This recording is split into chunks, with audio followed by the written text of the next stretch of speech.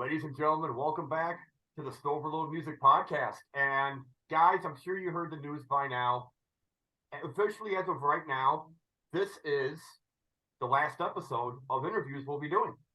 The show is coming to a close as of next week. But before I go, I wanted to make sure I left you with another amazing artist. And I've got the privilege of getting to know this artist a little bit more. Wonderful lady. This is one of the sweetest people I've gotten to meet. We've had some. I've got a reputation to uphold there, Mike. Spoiler alert! Spoiler alert! Welcome to the show, Suzie DeGregorio. Hey, everybody! How you doing, Mike? Thanks for having me on the show. I try to keep it fun and entertaining. You know, I got to tell them what songs like "Stranger Than Fiction," "Dust in the Attic," and the newest one, "Going to the Light." I mean, you put out some amazing music. Well, thank you very much. I very much appreciate that. I try. My sound engineer, Matt Fyrick from Firecase Studios, used to have a full head of hair, and then he started working with me. But it's all been worth it. The guys over at Firecase have been amazing. Matt double duties a lot as I said duties. Anyway, Matt pulls double duty a lot with doing a lot of helping me on. Since I am basically the band, I mean, Bob and Jeremy and Aaron are all integral to the music, but they're all session players. You know, Aaron lives in South Carolina. Jeremy and Bob have 57 different projects that they're each in. So it's basically just me.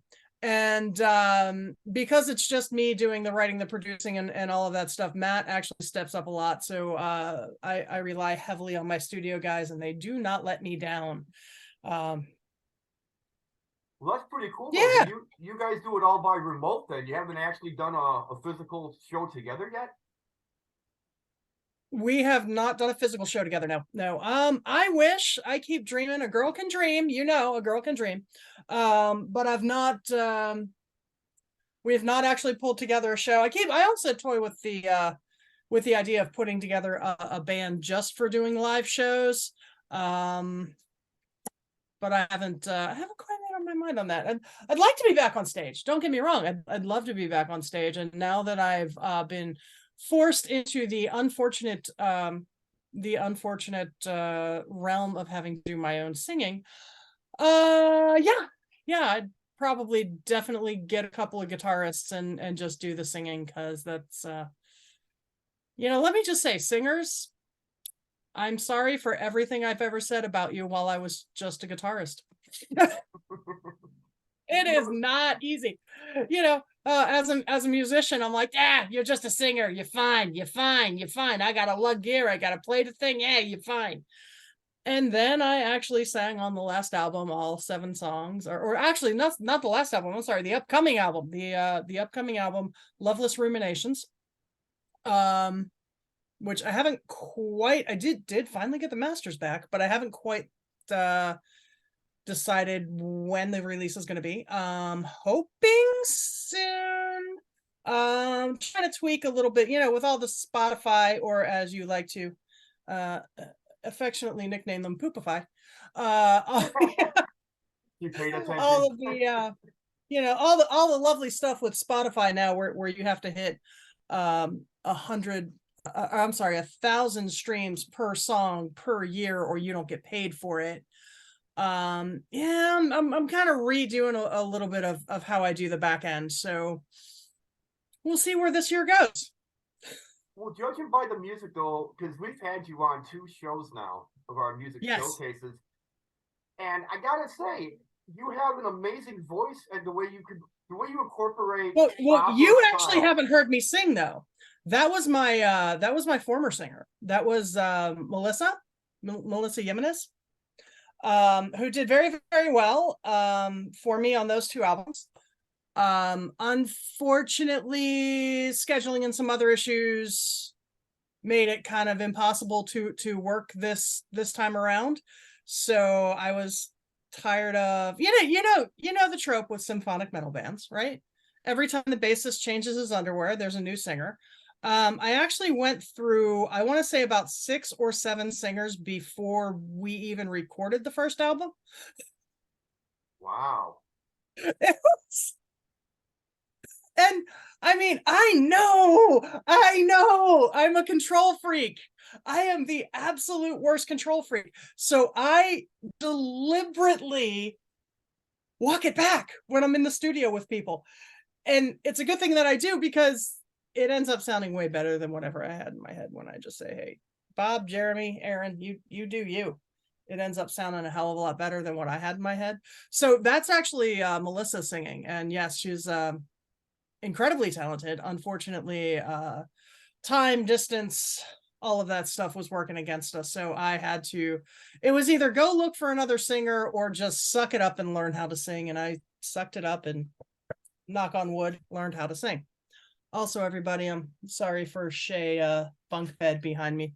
This is my spare room / music room. One of these days, I'm gonna get better decor back there, so y'all don't have to look at a bunk bed. You see, fans, what you don't know is she's just being kind of cordial. What that's actually going to be is her DIY recording booth in the bedroom. That's just the frame and everything. Yeah, that's right.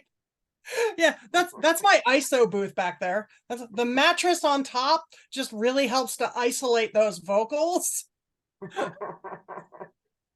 Wow. Well, but as I said though, as I was getting to the point though, that your judgment of what you want and what you produce, even if you're bringing it out of someone that's singing for you, you have an uncanny ability to really incorporate opera with metal and rock. And I know symphonic rock is very notorious for that, but you can't duplicate it. It usually has its own distinctive style.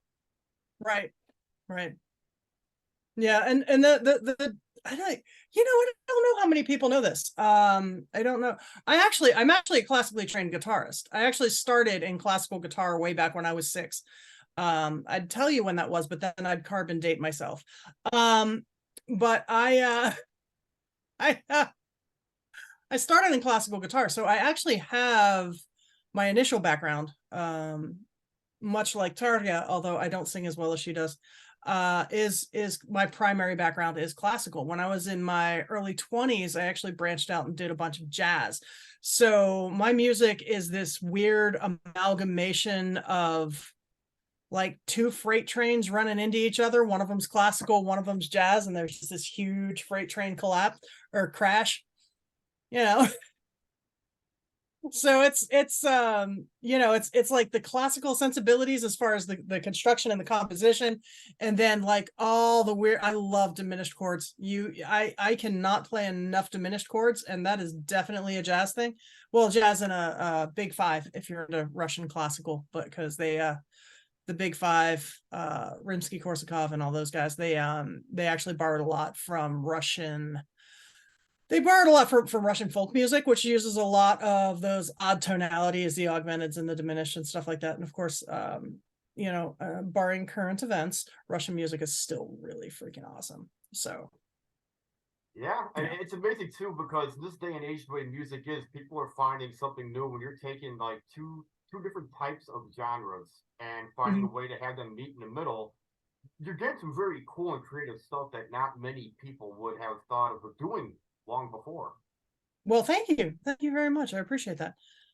There was I was on a podcast not too long ago, and somebody asked me, Abandon All Hope, which is the first song off of House of Gregory chapter 2, said, how did you come up with the intro for that song? And I'm like, I didn't. My drummer was making weird sounds on his cymbals, and I was like, ooh, can we record that? Yeah, damnedest things happen in the damnedest times. Because Jeremy Papai, who's primarily with Working Breed, and I can't remember his other acts, but he's got like 2 or 3 bands that he's a regular drummer for, and so he does session work for me on the side, and he is just one of the most amazing musicians I've ever had the pleasure of meeting with. Bob Horwat, again, same thing. He's my keyboardist. We met through the first studio actually that I tried to work with. That ended disastrously, but that's a story for another time. But we met through the first studio that I tried to work with, and Bob and Jeremy are the only 2 things that stuck with me through that studio, from that studio. And Aaron, my bassist, actually, he and I have been friends for, I'm going to carbon date myself again. We've been friends for about 30 years almost. And yeah, 30 years. We've been friends for 30 years and we've been playing together. We met because we worked at the same music store. And so we started because we were the only two youngins there. And now we both need walkers and canes and wheelchairs and shit. She's gonna get me in trouble, man. There's too many open doors for jokes with my brand of humor. That's my job. That's my job, Mike. That way I can sit back and go, I never said that. Mike said that. That was him. That was him. It wasn't me. I was just telling people how my music got started. That wasn't me. It was him. So Mike is now regretting his decision to have me on the show. Hey, if you're going to go out, you go out with a bang, and I'm glad we have you. Well, speaking of bangs, no, just joking. But yeah, that's how the whole gang came together. I wasn't even aware that I was asked that question, but that's the answer. I don't know what the question was, but that was the anscer. Well, music's that was how the obviously gang been came very together. important to you in your life, though, because you've been doing this for a very long time and you know what you're doing. I do. Wow, that's a really interesting story. I started playing when I was 6. Back in the days when television was a little more innocent and the Carol Burnett show was on. She used to have Charo on the show. And Charo, of course, if you're familiar, is an extremely talented flamenco guitarist. And I would sit there watching Charo on the Carol Burnett show or the Donnie and Marie show, whatever the heck I was allowed to watch when I was that age. And this woman would play the Malagueña and some of these flamenco tunes, and she was just amazing. And I'd be like, yep, that's what I want to do when I don't grow up. And here I am. I haven't grown up, and that's what I do. But that was implanted in me very, very young. My dad actually had a classical guitar, which for those of you not in the know, there is a difference between a classical guitar and a flamenco guitar. We'll get to that in the gear section of the show. However, there is a difference between classical guitar and has to do with the top and the pegs and so the construction bracing and stuff inside. But there's a difference between a classical guitar and a flamenco guitar. But at 6 years old, they look the same because they have the wide neck and the nylon strings. And I was like, okay, well then I'll do that on this. And I find that I do not learn from guitar teachers very well, but when I go on my own and I start exploring, I learn very well. So I would take lessons, not take lessons, take lessons, not take lessons, take lessons, not take lessons. And there you have the train wreck of the creation that you are playing tonight, House of Gregory, chapters 1 and 2. All good music has to start somewhere. Nothing happens overnight. Rome wasn't built in a day. Right. What were some of your inspirations, though, besides the Carol Burnett show? What were other bands that helped inspire you on your own time that make you want to explore more and get better at it? I never, as far as bands who inspired me, there are so many. It's really funny because being in classical and jazz, it makes a lot of sense that I was into progressive rock for quite a while, and my brothers are both older than me, so there was a lot of Rush, Kansas, all of the classical progressive bands of the 60s and 70s. There were a lot of the, shall we say, borderline progressive bands in the household, like Styx or Steely Dan, or bands that were still mainstream but could kind of step out a little bit. So a lot of those bands influenced me. In the 90s, I accidentally heard somebody play Marillion's Script for a Jester's Tear one day, and I was like, who is this band? I must have all their things. And for the longest time, Marillion was like my favorite band. And then they broke up. The one singer left, new singer came in. The first couple albums with the new singer are okay, and then it just kind of did one of those. So I'm not a huge fan of Marillion, not a huge fan of the stuff the former singer puts out. And I was digging through this way back when, man. When I think it was eMusic first came out, and it was like the streaming site for all of the bands you never heard of back in the day. And this was mind you early days of the interwebs. I don't think we've hit the year 2000 yet, so it's early. Everyone only has dial up. Yeah, I remember those You days. know, yeah, and all the alt chats and the old alt groups and stuff, news groups and stuff like that. So I was on eMusic, and I was trying to find new progressive rock bands, right? Because that's what I'm into. And I type into eMusic bands that sound like Porcupine Tree, or Porcupine Tree. I'm looking for bands that sound like Porcupine Tree, because at one point Porcupine Tree was a big musical crush of mine, if you will. And up pops in Within Temptation.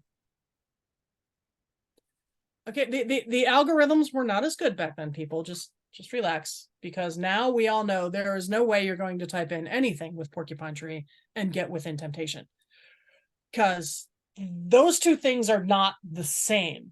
But when I heard Sharon Zenadel do that silky smooth soprano kind of voice that she has, and it was over the beating, thumping drums and bass and the grinding guitars, because it was right when The Heart of Everything came out, I think.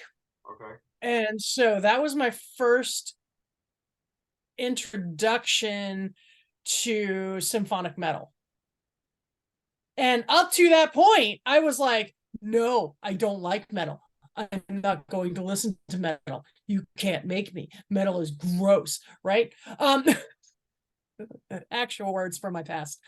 And now, so then I hear Sharon Zenadel and Within Temptation, and I'm like, I stand corrected. I like this. I like this a lot. And then I start digging through these symphonic metal bands, and how do I find more of these bands? And this was right around the same time that I think Tarja's second album came out, or just before her second solo album came out. And of course, in digging through symphonic metal, you always run into Tarja.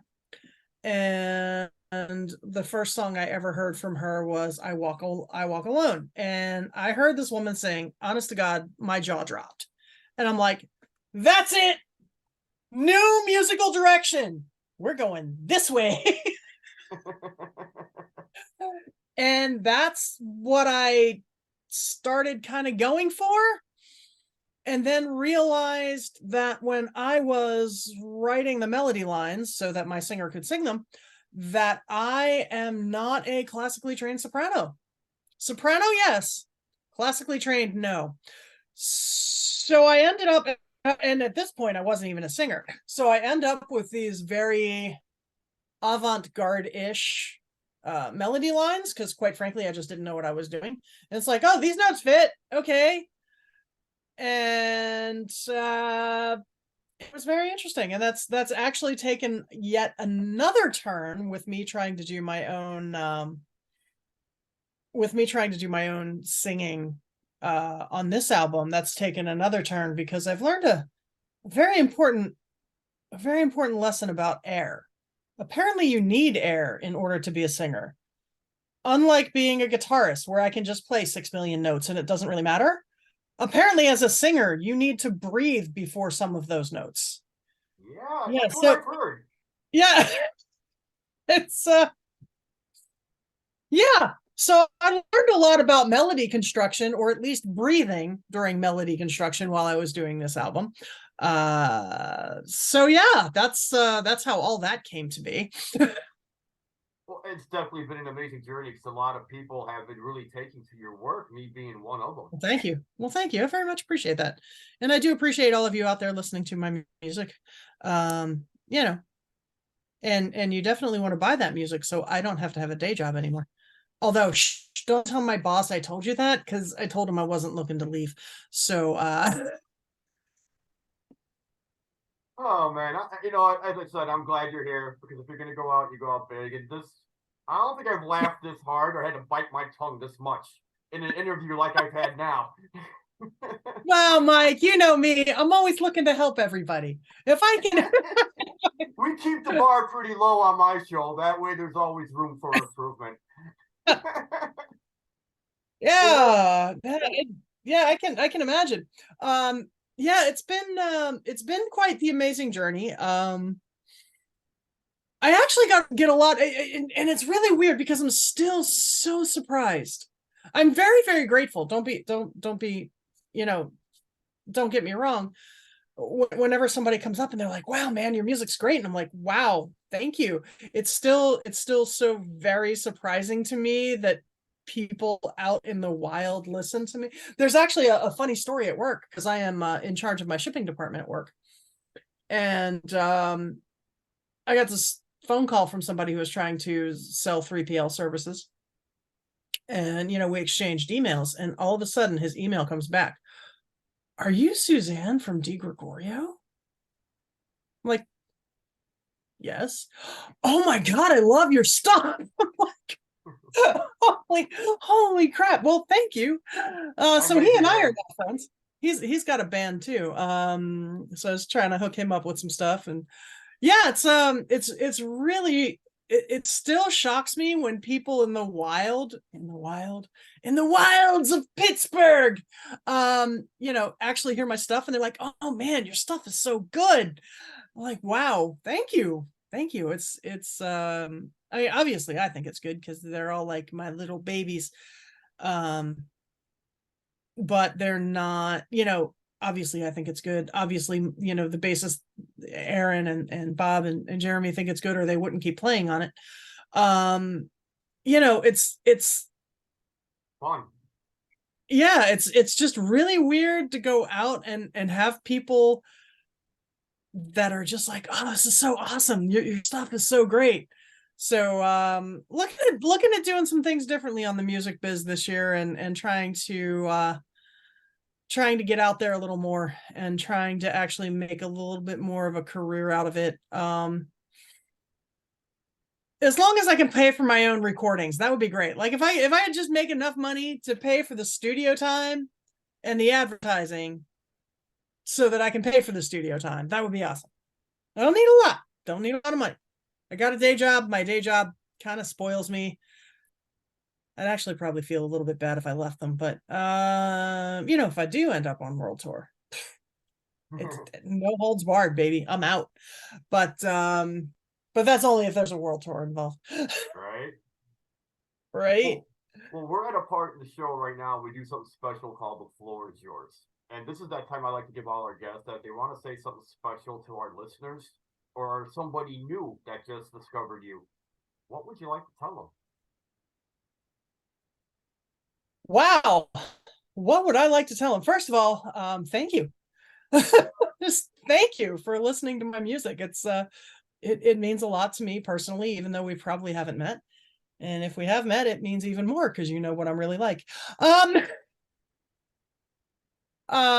yeah, I would just like to say thank you. It's an honor and a privilege to have my music invited into someone's life like that. It's amazing. It's an amazing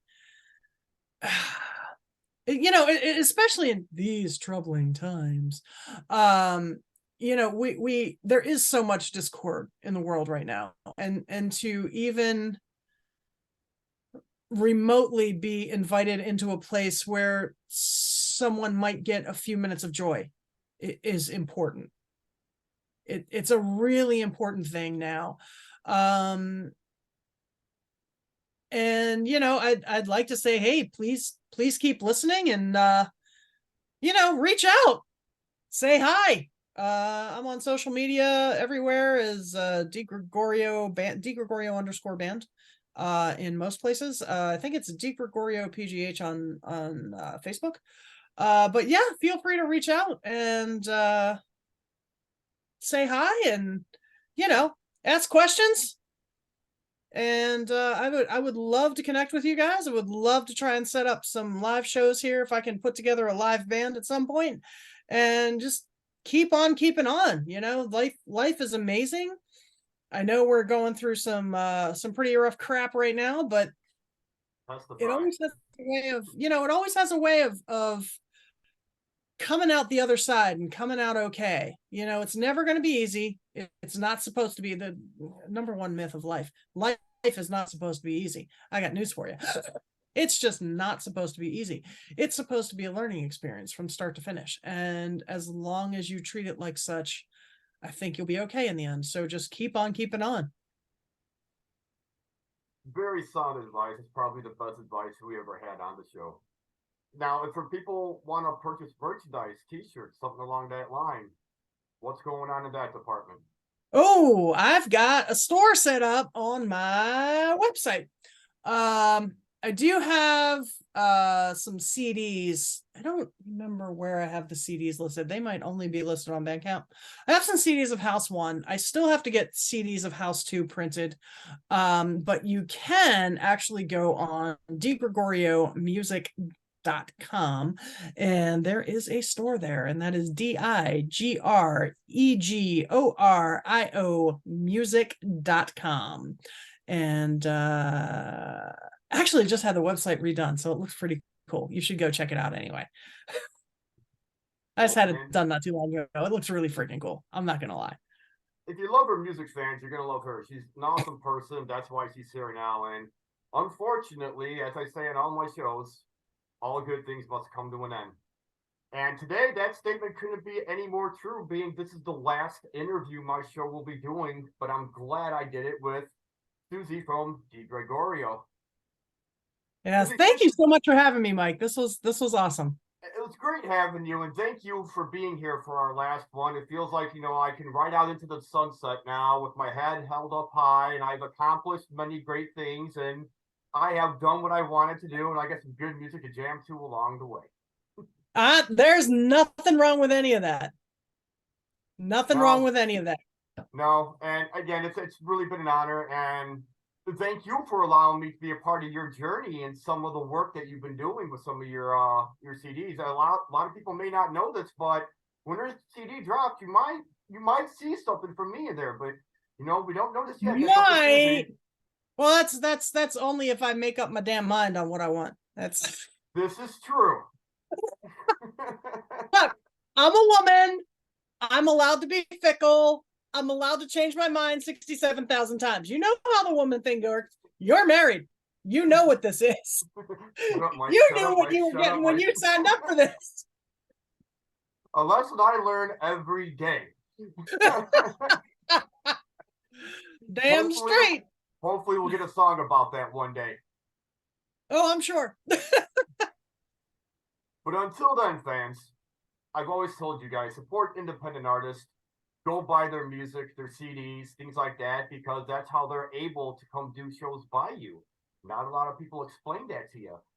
And again, if I can leave you with some great advice when you're supporting these bands, besides going to see them, just know when you go and see these bands, these are lifetime experiences. This isn't something you could duplicate by watching through YouTube or streaming on an app. Nothing is better than being there firsthand yourself, seeing these bands play. You meet new people. For some of you, maybe you're going to have your first beer. Who knows? There's a lot of first-timers in moments like these. So if DiGregorio comes close to you guys doing shows, please go see them. They're going to give you a show you're not going to forget. That should inspire you to want to get their music, maybe even rock one of their t-shirts. Or hit up Suzie and have lots of good fun chats like we're having right now.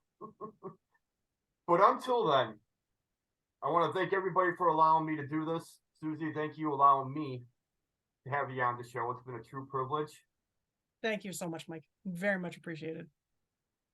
To each and every one of you who have supported the show and Suzie, thank you. For the last time, I am Mike Stover, the Stoverload Music Podcast. This has been DiGregorio. Until then, we're out.